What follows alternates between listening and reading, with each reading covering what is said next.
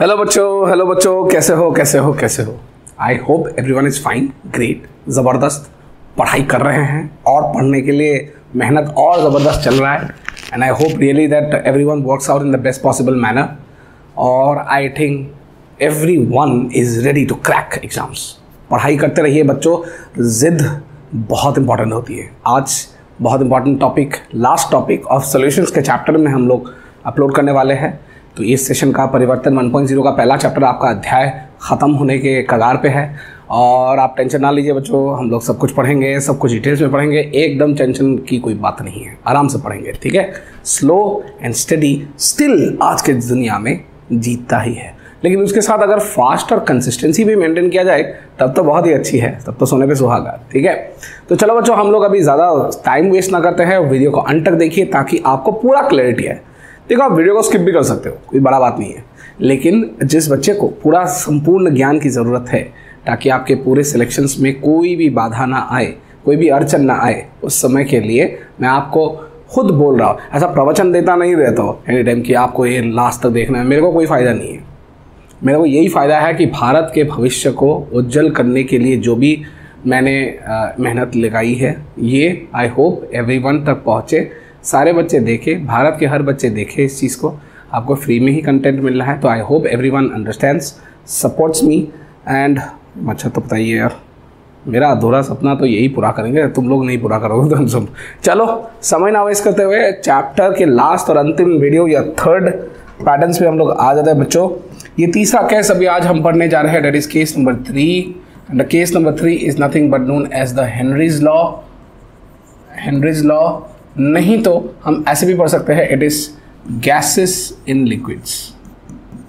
Gases in liquids इस chapter बहुत पहले अप्रैल में शुरू हुआ था, लगभग अप्रैल मई के बीच में शुरू हुआ था और आज खत्म हो रहा है। ये बड़ा चैप्टर है, मेरे को टाइम भी नहीं मिल रहा था। अब डेली वीडियोस आ रहे हैं आपके लिए, आपके सहूलियत के लिए। सब कुछ पढ़े, आराम से पढ़े, ठीक है। तो गैसेस इन लिक्विड्स, तो पहली बात आपको एक पूछना चाहता हूँ बच्चों, व्हाट इज अ गैस। अब बताओगे सर यार गैस तो सबको पता है यार, मुझे भी बताया, गैस वो डकार वाली गैस नहीं है, वो बोल रहा हो, ठीक है। तो गैसेस क्या होते हैं? Gases are those which have got kinetic energy, जिसमें ज़बरदस्त है संपूर्ण ज्ञान, काइनेटिक एनर्जी ज़बरदस्त। और उसको मैं सोल्यूबल बनाना चाहता हूँ, उसको मैं सोल्यूबल बनाना चाहता हूँ ऐसे चीज़ में, लिक्विड जो कि नीचे रहता है। अब प्रॉब्लम तो ये है, ये तो ज़मीन आसमान का फ़र्क है। देखो, गैसेस एंड लिक्विड्स का मतलब क्या है? ज़मीन आसमान का फ़र्क। यार ज़मीन आसमान का क्यों बोला? यार ज़मीन पे लिक्विड रहती है, हवा में आपका, आसमान पे आपका गैस उड़ना चाहता है। अब दोनों का मिश्रण कैसे करें? जब तक दबाव ना मिले तब ज़मीन आसमान भी नहीं कर सकते हैं। एक इंसान भी ज़िंदगी में ज़मीन आसमान नहीं कर सकता है जब तक दबाव ना मिले। उसी तरह एक गैस को तभी सॉल्यूबल कर सकते हैं जब उसके ऊपर दबाव आए, मतलब प्रेशर आए, ठीक है। तो प्रेशर बहुत इंपॉर्टेंट है इस पार्टिकुलर टॉपिक में। तो चलिए पहले समझ लेते हैं क्या चीज़ हम लोग पढ़ने जा रहे हैं। तो कुछ फैक्टर्स हैं जो भी हम लोग डिस्कस करेंगे कि factors affecting solubility of gases in liquids. Factors affecting the solubility of gases in liquids. Number 1, nature of the gas. तो नेचर ऑफ द गैस के ऊपर बहुत सारा चीज़ इंपॉर्टेंट है, ठीक है। तो पहला पॉइंट हम लोग नेचर के बीच में डालेंगे कि polar gases are more soluble in polar liquids। भाई साहब आ चुके हो, मच्छर मेरे बिना उनका पता नहीं यार। अच्छा सॉरी यार, ये कभी कभार डिस्टर्बेंस हो जाता है, I am very sorry if it creates a problem. Still नियति को तो नहीं डाल सकते हैं। Polar gases are more soluble in polar solvents. इसका अर्थ क्या है? जैसे एग्जाम्पल के तौर पे अगर मान लीजिए तो कि अगर HCl एक गैस है, तो ये पानी में सोल्यूबल होगा। क्यों सोल्यूबल हो सकता है सर? क्योंकि ये HCl जो है मॉलिक्यूल बेटा, इसमें डाइपोल मोमेंट होता है। जो बच्चे क्लास 11 में थोड़ा बहुत भी पढ़े हैं कि डाइपोल मोमेंट क्या है, वो मॉलिक्यूल्स जिसमें पोलैरिटी इंड्यूस किया जा सकता है या पोलैरिटी होते हैं, उसको इलेक्ट्रिक फील्ड में पास कर तो वो चार्ज सिस्टम के जैसे बिहेव करते हैं, जो कि आपको फिजिक्स में, इलेक्ट्रोस्टैटिक्स में भी पढ़ रहे हो। तो डाइपोल मोमेंट होने के कारण ये गैसेस वाटर में सोल्यूबल होंगे। ये दोनों पोलर, ये भी पोलर नेचर के हैं जिसमें डायपोल मोमेंट है। वाटर खुद भी पोलर एक चीज़ है मॉलिक्यूल बेटा, जिसमें आपकी सोल्युबिलिटी बढ़ जाएंगे। तो पहला पॉइंट क्या है कि polar solvents will be more, polar gases are more soluble in polar solvents. दूसरा important point, more the critical temperature TC. ठीक है, क्रिटिकल टेम्परेचर फर्स्ट ईयर में आप लोगों ने पढ़ा होगा। क्रिटिकल टेम्परेचर ऐसा टेम्परेचर है जिसके अबव गैस को लिक्विड नहीं बनाया जा सकता। तो उसी के कारण मोर the critical temperature more is the solubility.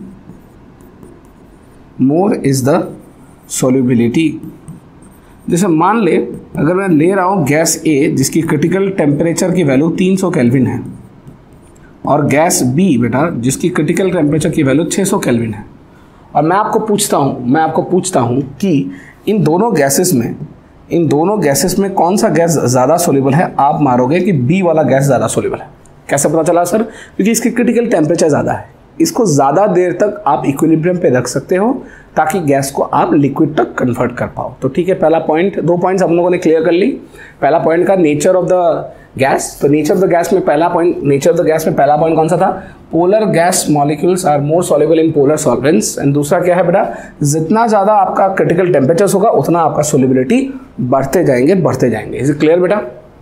चलो नोट कर लो आराम से, कोई दिक्कत नहीं है। आप वीडियो को पॉज करके भी नोट कर सकते हो। ठीक है, इसको अब लोग अगर आप प्रैक्टिकली देखो तो इस क्रिटिकल टेम्परेचर का अर्थ क्या है मैं बताता हूँ। जो टीसी की वैल्यू है वो है 8A/27 RB। ठीक है, यहाँ एक बहुत ही इंपॉर्टेंट कंक्लूजन आता है कि जिसका टीसी ज़्यादा है उसका ए ज़्यादा होता है, और ए मतलब अट्रैक्शन। तो जिसका अट्रैक्शन ज़्यादा हो जाएगा उसको सोल्यूबल बनाना ईजी है। So it will become easily soluble. ये चीज़ को आप एकदम बिल्कुल नकारे ना, पूरा एकदम अटका के रखें, डिटेल्स में पढ़े इस चीज़ को। ठीक है, तो TC is equal to 8A/27 RB। यहाँ A की जो वैल्यू है it is nothing but attraction है। It's a measure of intermolecular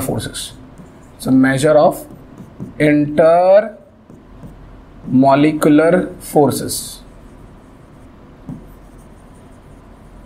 ठीक है बेटा, तो जिसमें ज़्यादा इंटरमॉलिकुलर फोर्स होंगे उसको दबाव दिया जा सकता है, उसको आराम से लिक्विफाई किया जा सकता है। तो इसलिए जो गैस ज़्यादा क्रिटिकल टेम्परेचर से भरा पड़ा है वो ज़्यादा आपका सोल्यूबल भी होगा। ठीक बच्चों, चलिए ये वाला भी पॉइंट आपका क्लियर है। दूसरा पॉइंट पे आ जाते हैं बच्चों हम लोग।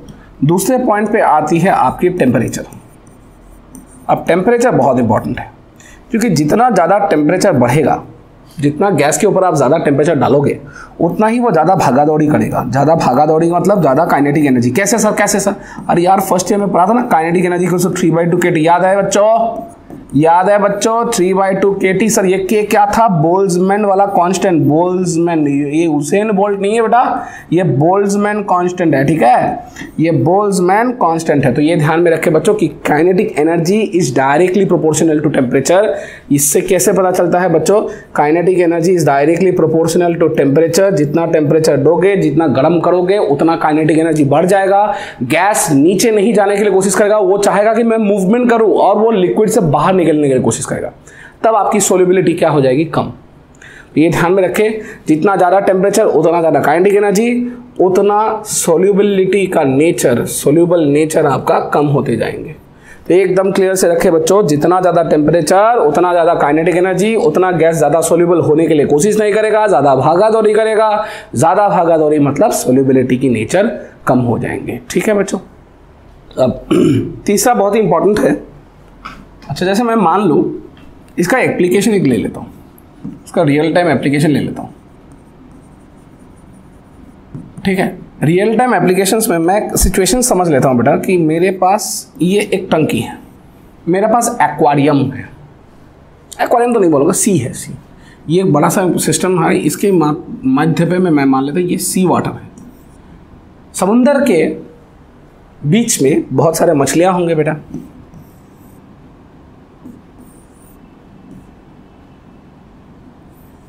ऐसे मछलियाँ होंगे, उनके आंखें भी दे दी मैंने बेटा। चलो जो भी हो वो अलग चीज़ है, फालतू की बात नहीं करते हम लोग। तो ये इनके लिए, इन मछलियों के लिए, फिशेस के लिए या एक्वाटिक एनिमल्स, या एक्वाटिक लाइफ के लिए ठंड का समय अच्छा है या गर्मी का मौसम? ठंड का समय अच्छा है या गर्मी का मौसम? पॉइंट ये है they prefer winter. Why do they prefer winter? क्यों वो लोग विंटर सीजन प्रेफर करते हैं? इसीलिए प्रेफर करते हैं बेटा क्योंकि जानते हैं उसका एक रीज़न है, समझो ध्यान से। अगर ऊपर में बहुत ज़्यादा ठंड हो गई, if there is a huge drop in temperature, cold temperature, अगर टेम्परेचर कोल्ड है तो काइनेटिक एनर्जी कम होगा, तो जो भी आपके ऑक्सीजन गैस वगैरह होंगे, जो भी ऑक्सीजन गैस वाले होंगे वो आपके पानी के भीतर डिजॉल्व ही रहेंगे। It will be more dissolved, more dissolved. अब जितना ज़्यादा डिजॉल्व्ड रहेगा बेटा, जितना ज़्यादा डिजॉल्व्ड रहेगा उतना ही ज़्यादा सांसें ले पाएंगे, उतना ज़्यादा कष्ट नहीं होगा इन एक्वाटिक लाइफ के लिए। तो इसी रीज़न के चलते ठंड के मौसम में वो ज़्यादा प्रेफर इसलिए करते हैं क्योंकि ठंड के मौसम में टेम्परेचर कम हो जाती है, काइनेटिक एनर्जी कम हो जाती है, वो गैस बाहर नहीं जाता, ऑक्सीजन जो डिजॉल्व होकर रखा है पानी के भीतर। ऐसा तो हमको पता ही है कि aquatic life always takes dissolve oxygen, तो वो डिजॉल्व ऑक्सीजन वो बाहर नहीं चला जाता और aquatic plants can survive more and more. तो गर्मी के मौसम में ये ज़्यादा ख़राब है। वो लोग बोलते हैं ठंड में मछली मर जाएंगे, ऐसा नहीं है। और बहुत लोग मुझे ये आर्गूमेंट करेंगे, सर हम लोग तो मछली जहाँ से बाजार में खरीदते हैं ना उसमें सर बर्फ़ में लगाया जाता है। अरे यार वो पता है बहुत सारे बर्फ़ में वो ज़रा चीज़ बहुत लोग जिंदा भी रहते हैं, लेकिन मुझे डिजॉल्व ऑक्सीजन इनसाइड द सी के कंडीशंस में देखना है। उसके हिसाब से आपको सी में आपको डिजॉल्व ऑक्सीजन ज़्यादा मिलती है बेटा। तो डिजॉल्व ऑक्सीजन को ज़्यादा से ज़्यादा डिजॉल्व ऑक्सीजन होने के लिए आपको सबसे इंपॉर्टेंट चीज़ क्या रखना है कि टेम्परेचर को कम करना है। समर के समय पे नहीं, they prefer cold times, winter times. ठीक है बेटा, तो चलिए लिख लेते हैं आराम से। तीसरा सबसे इंपॉर्टेंट चीज़ है जिसके ऊपर ही ये पूरा चैप्टर आधारित है, सॉरी ये टॉपिक आधारित है। तो तीसरे पॉइंट पे फैक्टर पे आ जाते हैं बेटा। तीसरा फैक्टर आपका हो जाता है प्रेशर। अब थोड़ा हम लोग इसको डिटेल्स में पढ़ने के लिए कोशिश करेंगे। मान लीजिए मैंने एक बीकर ले ली बेटा, ये मेरी एक बीकर है और इस बीकर के ऊपर मैंने क्लोज बीकर ले ली। इस बीकर के भीतर मैं एक सिचुएशन क्रिएट कर रहा हूँ, बॉर्डर लाइन क्रिएट कर रहा हूँ। यहाँ पर ध्यान से देखें तो यहाँ है आपके लिक्विड वाले मॉलिक्यूल्स, ये ब्लू वाले जो है ना बेटा, ड्रॉ करके देता हूँ, ये आपके कौन से हैं? लिक्विड के मॉलिक्यूल्स। ये है आपके लिक्विड के मॉलिक्यूल्स। और मान लेता हूं थोड़े देर के लिए, मान लेता हूं कि इसके ऊपर जो मॉलिक्यूल्स है वो गैस के मॉलिक्यूल्स है। और मैं ये भी मान ले रहा हूं अभी कि रुकिए, ये भी मान लो कि इसके ऊपर मैंने एक पिस्टन लगा दी। यार पिस्टन तो पता है, बबल पॉइंट, ड्यू पॉइंट सब कुछ हम लोग पढ़ चुके हैं बेटा। पिस्टन लगा दी। अब ये पिस्टन इसके ऊपर दबाव क्रिएट करने के लिए कोशिश कर रहा है। तो दबाव जब क्रिएट करने के लिए कोशिश कर रहा है, ध्यान से देखें, हाँ चीज़ों को पूरा एकदम क्लियर से समझें। ऊपर से आपको एक्सटर्नल प्रेशर बढ़ रहा है।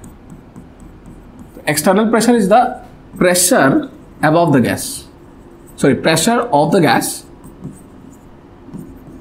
Above the liquid. तो लिक्विड के ऊपर जो भी आपका गैस है उसके ऊपर ये आधारित है। तो जितना ज़्यादा ऊपर से दबाव मिलेगा बेटा उतना ज़्यादा गैसेस घुसेंगे, उतना ज़्यादा आपके गैस के मॉलिक्यूल्स भीतर जाने के लिए कोशिश करेंगे। ऊपर से प्रेशर डाल रहे हो तो थोड़ी देर बाद इसका सिचुएशन कुछ ऐसा बन जाता है।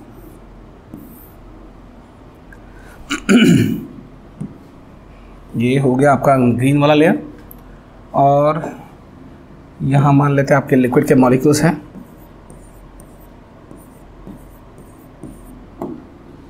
यहाँ घुस गए गैस के मॉलिक्यूल्स, ठीक है।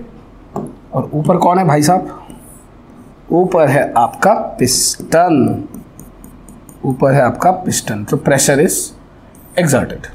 अब क्या हुआ इसके तुलना में? इस केस में हुआ क्या है, pressure has increased, gases become more soluble, gases become more soluble.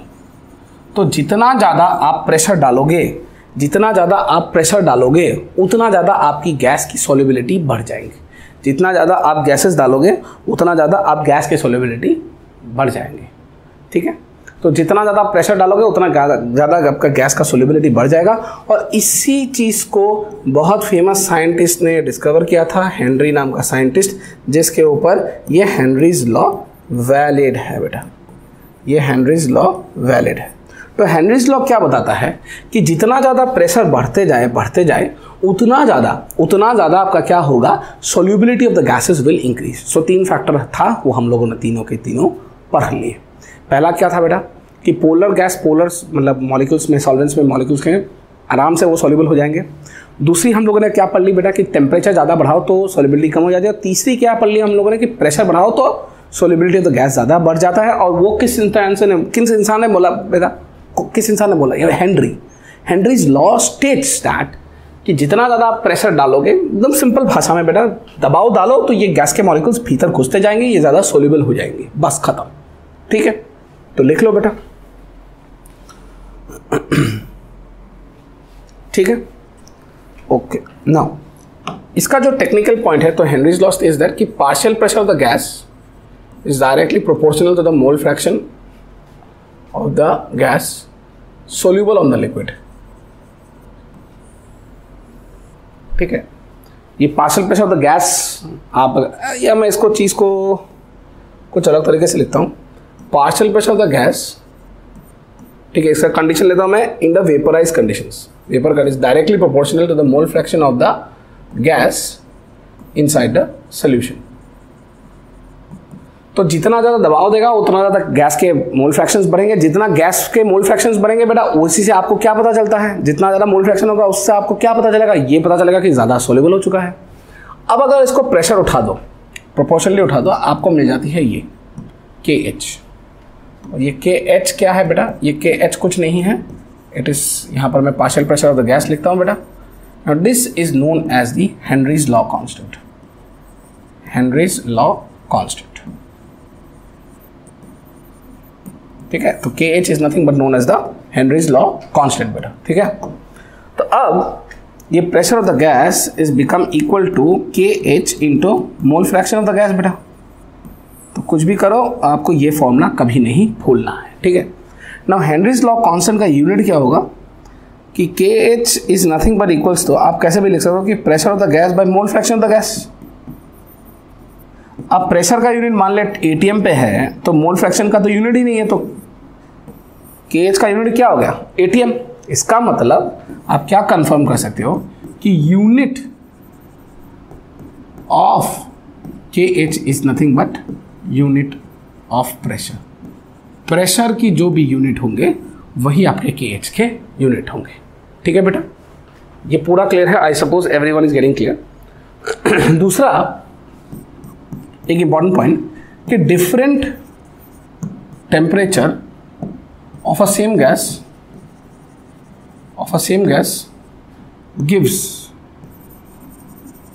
different values of KH, different values of KH। इसका अर्थ क्या है कि जितना ज़्यादा अलग अलग टेम्परेचर्स आप लेते जाओगे उतना ज़्यादा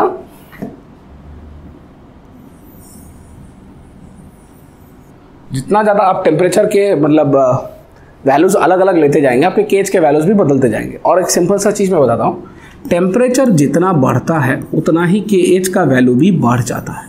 टेम्परेचर जितना बढ़ जाता है उतना KH का वैल्यू बढ़ जाता है, और इसी के कारण मोल fraction of the gas will drop, जिसका मतलब क्या है बेटा कि सोल्यूबिलिटी भी घट जाती है, सोल्यूबल नेचर भी आपका घट जाता है। गैस कंप्लीटली सोल्यूबल नहीं होगा बेटा, कम से कम सोल्यूबल होगा। और ये कब हो सकता है बेटा? एक ही मात्र पॉइंट, जब KH की वैल्यू बढ़ जाए। और KH की वैल्यू कब बढ़ जाएंगे बेटा? जब टेम्परेचर की वैल्यू बढ़ जाए। और जब टेम्परेचर बढ़ाते हो खाली काइनेटिक एनर्जी के कारण KH की वैल्यूज बदलती जाती हैं, उसकी वैल्यूज बढ़ते जाते हैं, तो मोल fraction of the gas will drop.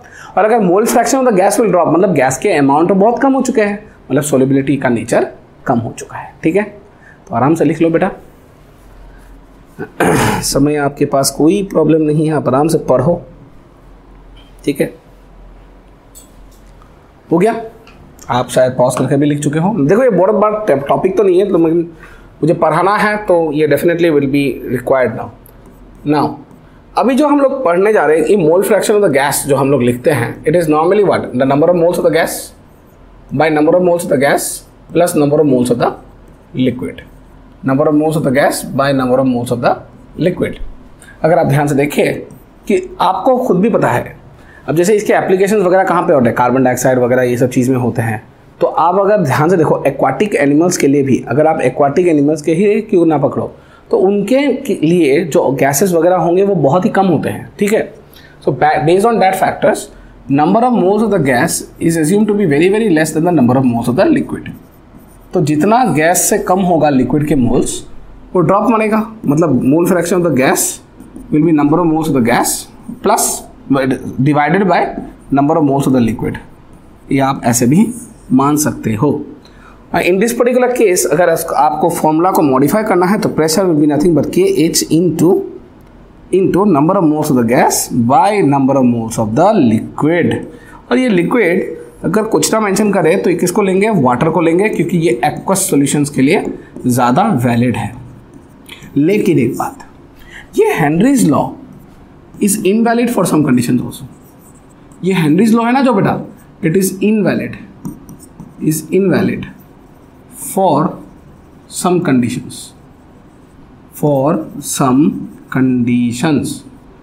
ये कौन से कंडीशन के लिए इनवैलिड है? और सबसे महान पॉइंट जिसके लिए वो इनवैलिड है वो है ये कि the gas must not dissociate और एसोसिएट इन वाटर और एसोसिएट विद द सॉल्वेंट। अगर ये गैस एसोसिएट या डिसोसिएट हो गया विद द सॉल्वेंट तब ये कभी हेनरीज लॉ नहीं कहलाएगा। ये हो ही नहीं सकता क्योंकि वो गैस ही नहीं रहा बेटा। आप देख रहे हो कि कितना ज़्यादा गैस को सॉल्युबल बना सकूं, लेकिन वो गैस ही बचा नहीं, तो आप किसको सॉल्युबल बनाओगे? खत्म सॉल्युबिलिटी। तो इसीलिए गैस को ना तो डिसोसिएट होना है ना तो एसोसिएट होना है। जैसे अमोनिया गैस आप यूज़ नहीं कर सकते। क्यों अमोनिया गैस ना यूज़ नहीं कर सकते? क्योंकि अमोनिया एग्जांपल जैसे अमोनिया रिएक्ट करता है वाटर के साथ और तुरंत बन जाता है अमोनियम हाइड्रोक्साइड्स। अब ये जो अमोनियम हाइड्रोक्साइड है, क्या आपका ये गैस बचा रहेगा? This gas is now invalid. Gas तो बचा ही नहीं रहा। तो आप हेनरीज लॉ किसके ऊपर यूज़ करोगे? आप तो केसेस 3 पढ़ रहे हो जहाँ पर solubility of gases in liquids आप पढ़ रहे हो। तो अगर गैस ही नहीं बचा बेटा तो आप कहाँ से पढ़ोगे? इस रीज़न के ही चलते बेटा आप गैसेस इन लिक्विड्स को नहीं पढ़ा सकते इस पॉइंट पे, जब ये गैस डिसोसिएट या एसोसिएट होता है। पूरा क्लियर है बेटा? लिख लीजिए पॉइंट पे। अभी लास्ट पॉइंट पे हम लोग एप्लीकेशंस पे जाएंगे।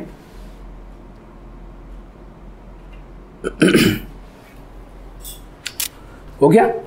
चलो वीडियो को पॉज कर लेना बेटा। अगर आपको थोड़ी बहुत भी प्रॉब्लम हो रही है तो प्लीज़ कमेंट सेक्शन में लिखना मत भूलना। आपके लिए ही जिंदा हूं।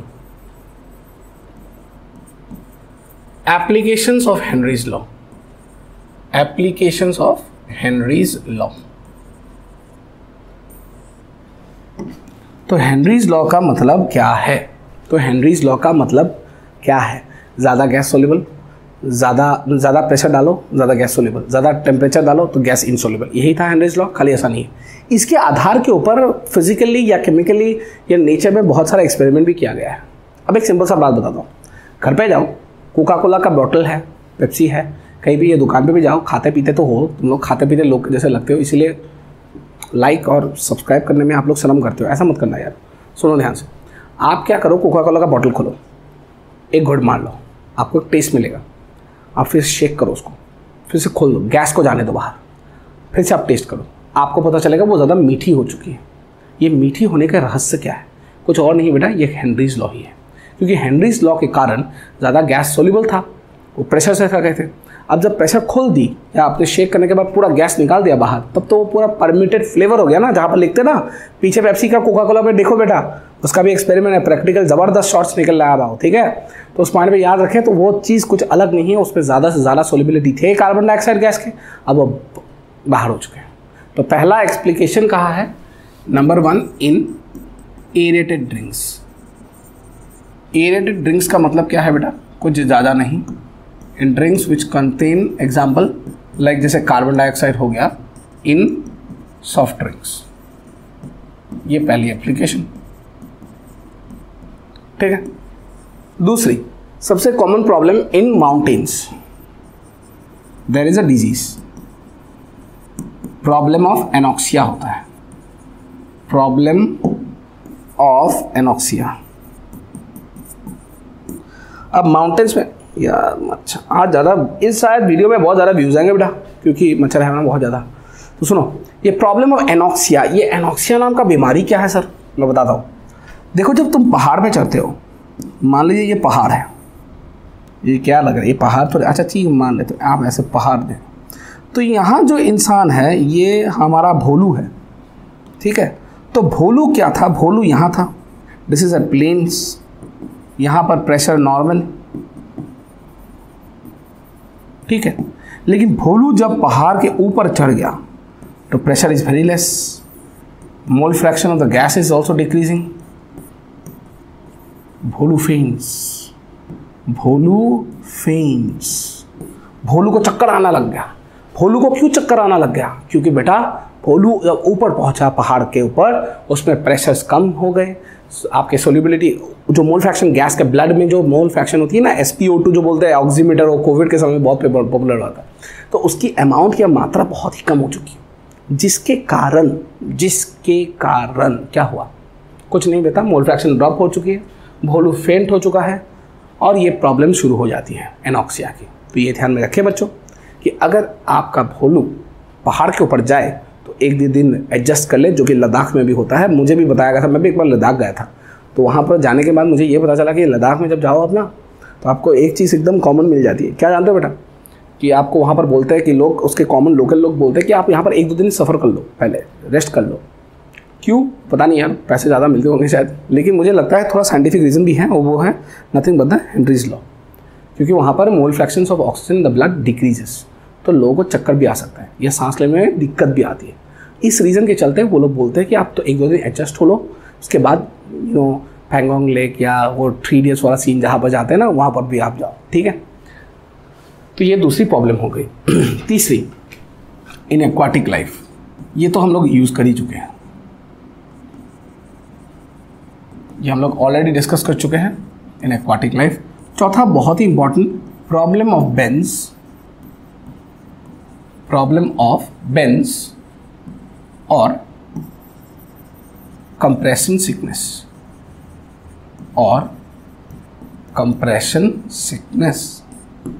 ठीक है। अब ये बेंज या कंप्रेशन सिकनेस क्या है, इसके ऊपर थोड़ा पढ़ते हैं बेटा, कुछ भी करो। तो बेंज क्या होता है, प्रॉब्लम ऑफ बेंज या कंप्रेशन सिकनेस, इसके ऊपर बहुत साल से बहुत क्वेश्चन आ रहा है। इस बार नीट में भी एक बहुत ही बढ़िया और सुंदर सा क्वेश्चन आया था। तो what is the problem of a Benz और कंप्रेशन सिकनेस। तो मान लेता हूं मैं कि ये आपका सिचुएशन है, एक सिचुएशन ये है बेटा, एक सिचुएशन ये है, 2 अलग अलग सिचुएशन, अलग अलग तो नहीं। अब यहाँ पर मेरे पास एक नदी थी, नदी के ऊपर ये मेरा एक बोट था, यहाँ पर भी वही बोट है बेटा, कुछ अलग बोट नहीं होगा, ठीक है। तो बोट था। सर आप क्या ड्रॉ कर रहे हो, क्या सीनरी ड्रॉ कर रहे हो? सीनरी नहीं ड्रॉ कर रहा हूँ बेटा, यहाँ पर सिंपल सा सीन क्रिएट करने के लिए कोशिश कर रहा हूँ। सर कौन सा सीन बताता हूँ बेटा। यहाँ हमारा भोलू, वो सोच रहा है मैं अभी जंप मारूंगा, पीछे से उसका एक ऑक्सीजन गैस की सिलेंडर है और अचानक इसके ऊपर अभी प्रेशर एटमॉस्फेरिक चल रही है, तो इसका इस भोलू के ऊपर उसका प्रेशर एटमॉस्फेरिक चल रहा है। अब भोलू जंप डाउन, ये भोलू यहाँ पहुँच गया, पीछे उसकी ऑक्सीजन गैस सिलेंडर है। अब भोलू क्या है, फोटो लेने के लिए नीचे गया था, सेल्फी वगैरह ले ली उसने, स्टारफिश जेलीफिश के साथ उसने, स्टारफिश और जेलीफिश के साथ उसने फ़ोटो वगैरह ले ली, शार्क के साथ भी ले ली, ब्लू व्हेल के साथ भी ले ली। अब उसका ऑक्सीजन खत्म हो रहा है, लेकिन वो ये नहीं जानता कि उस ऑक्सीजन के साथ उसके पास नाइट्रोजन गैस की भी है अमाउंट। जब आप एक सिलेंडर लेते हो ना, ऑक्सीजन सिलेंडर, उसमें खाली ऑक्सीजन गैस नहीं होती है, उसके दूसरे गैसेस भी होते हैं। तो ये ऑक्सीजन सिलेंडर इसलिए हम लोग बोलते हैं ज़्यादा से ज़्यादा, क्योंकि उसमें आप सांस लेने के लिए ज़्यादा से ज़्यादा हम लोग ऑक्सीजन गैस की यूज़ करते हैं। लेकिन क्या हुआ, ऑक्सीजन के साथ आपके पास दूसरे गैसेस भी हैं। अब दूसरा गैस कौन सा खतरनाक गैस है, वो खतरनाक इंसान कौन है जहाँ के लिए हम लोग पढ़ रहे हैं, वो है आपका nitrogen gas.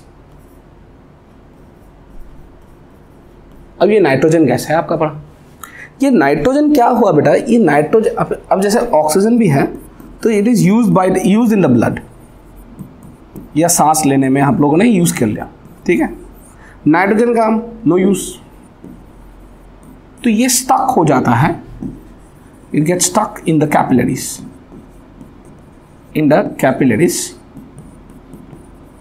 And veins. Sir ये तो कोई प्रॉब्लम नहीं है, ये तो आप सॉल्व कर ही सकते हो। अरे बेटा बात सुनो ध्यान से, थोड़ा इंटरेस्टिंग। जब यहाँ था इसके ऊपर प्रेशर एटमॉस्फेयर था, यहाँ the pressure is greater than atmospheric pressure, तो उसके बाद दबाव बहुत ज़्यादा है, तो नाइट्रोजन गैस बहुत सूंघ लिया उसने। ऑक्सीजन गैस भी उसके लिए उसको मतलब सेल्फी वगैरह लेते हैं, उसको सांस लेते थे तो बहुत सारा समय लग गया। अब क्या हुआ, उसको ऊपर जानी है। अब वो भाई साहब ऊपर जाने के लिए कोशिश कर रहे हैं। अब भोलू का टेंशन क्या हुआ देखो, अब जब वो ऊपर जाने के लिए कोशिश कर रहा है तो क्या आप बता सकते हो, यहाँ पर जो उसको प्रेशर मिलेगा, what will happen to the pressure when it goes up? Pressure will decrease, pressure decrease हो रहा है, मतलब the nitrogen gas wants to come out। जो नाइट्रोजन गैस उसके ब्लड स्ट्रीम में फ्लो हो रहा था, वो नाइट्रोजन गैस अब बाहर आने के लिए कोशिश कर रहा है। अब हो तो नहीं पा रहा है क्योंकि वो अटका बैठा है, कैपिलरीज, ब्लड वेन्स, ऐसे जॉइंट्स वगैरह में ऐसे अटक के बैठ के नाइट्रोजन गैस नहीं निकल रहे। तो इस रीजन के जानते हैं ही फील्स द पेन,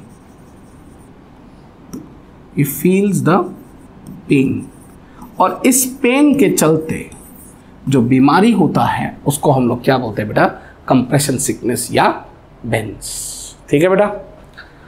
अभी साइंटिस्ट लोगों को पता चल गया कि यहाँ पर कुछ नाटकबाजी तो है, तो उन्होंने क्या किया कि नाइट्रोजन के परसेंटेज कम कर दी और उन्होंने सिलेंडर को डाइल्यूट किया। सिलेंडर वाज डाइल्यूटेड, और डाइल्यूट करने के बाद हम सबको पता है कि नॉर्मल सिलेंडर के केस में 80% आपके नाइट्रोजन गैस है और 20% आपके ऑक्सीजन के गैस। लेकिन जब सिलेंडर को डाइल्यूट कर लिया ना बेटा, तब जाके इसमें 56.2% of nitrogen gas, 32.1% of oxygen gas and 11.7% of helium gas से जोड़ा गया। अब बच्चों में ये भी प्रॉब्लम, सर हीलियम को ही क्यों डाला? बेटा इसकी मॉलिक्यूलर मास बहुत कम है, ये रिएक्ट भी नहीं करता, और मॉलिक्यूलर मास छोटा होने के कारण या मॉलिक्यूलर साइज छोटा होने के कारण वो कैपिलरीज या जॉइंट्स में अटकता नहीं है, वो निकल सकता है, it can flow through the blood. लेकिन नाइट्रोजन गैस मोटा है, बड़ा है, और उसमें ट्रिपल बॉन्ड भी है, उसको तोड़ भी नहीं सकते। प्रॉब्लम यह है, बहुत लोग पूछते हैं ना कि सर ऑक्सीजन क्यों लेते हैं, नाइट्रोजन क्यों नहीं लेते, इतना सारा तो भरा पड़ा है नाइट्रोजन में। नहीं लेते यार, क्योंकि हम लोग के लिए ज़रूरत ही नहीं है। तो nitrogen gas behaves in this particular manner, clear, कि उसका यूज़ कोई नहीं है। वो अगर ऊपर जाओ, ज़्यादा से ज़्यादा अगर नाइट्रोजन हो जाए आपके गैस सिलेंडर में, आप वहीं पर स्मेल करते जाओगे, इनहेल करते जाओगे, उस समय आपके जॉइंट्स में अटक जाएंगे। आप जब ऊपर जाओगे प्रेशर डिक्रीज होगा, उसके कारण नाइट्रोजन गैस निकलने के लिए कोशिश करेगा, लेकिन वो नहीं निकल सकता बेटा। इस रीज़न के चलते वो फंस चुका है। तो इसी रीज़न के कारण, फंसने के कारण उसमें आपके शरीर में बेंज या कैपिलरीज होते हैं, इतना दर्द होता है ना कि आदमी ऐसे अटक जाता है, तो he gets bended, that's why it's called as bends और कैपिलरीज, सॉरी बेंज और कंप्रेशन सिकनेस। ठीक है बेटा। तो ये थी आपकी हेनरीज लॉ की पूरी बात, और हमारे चैप्टर्स अभी खत्म हो चुके हैं बेटा। तो I hope everyone has understood the entire chapter solutions. बहुत अच्छा लगा पहला चैप्टर पढ़ा के। अगले चैप्टर में हम लोग ज़रूर बहुत ज़बरदस्त स्टार्ट करेंगे, तो वोटिंग करेंगे अगले चैप्टर कौन सा पढ़ाने के लिए। और तब तक के लिए मिलते हैं अगले वीडियो में बेटा विद अ न्यू चैप्टर। तब तक आप टेंशन ना लो, मैं डीबीबी वगैरह भी दे रहा हूँ, मैं डिस्कस भी करूँगा, एनसीईआरटी के क्वेश्चंस भी आपको, एनसीईआरटी सीरीज़ ला रहा हूँ, आप टेंशन ना लीजिए उस पॉइंट पे। एग्जाम के सिस्टम्स भी ला रहा हूँ, कुछ ही दिन में स्टार्ट होंगे। तो ये करते करते करते करते हम लोग ऊपर जाएंगे ही जाएंगे बेटा, आप टेंशन ना लो, सिर्फ पढ़ाई करो। ठीक है बेटा। तो हमें राही प्यार की, फिर मिलेंगे चलते चलते। Thank you and do not forget to like, share and subscribe. Thank you, beta.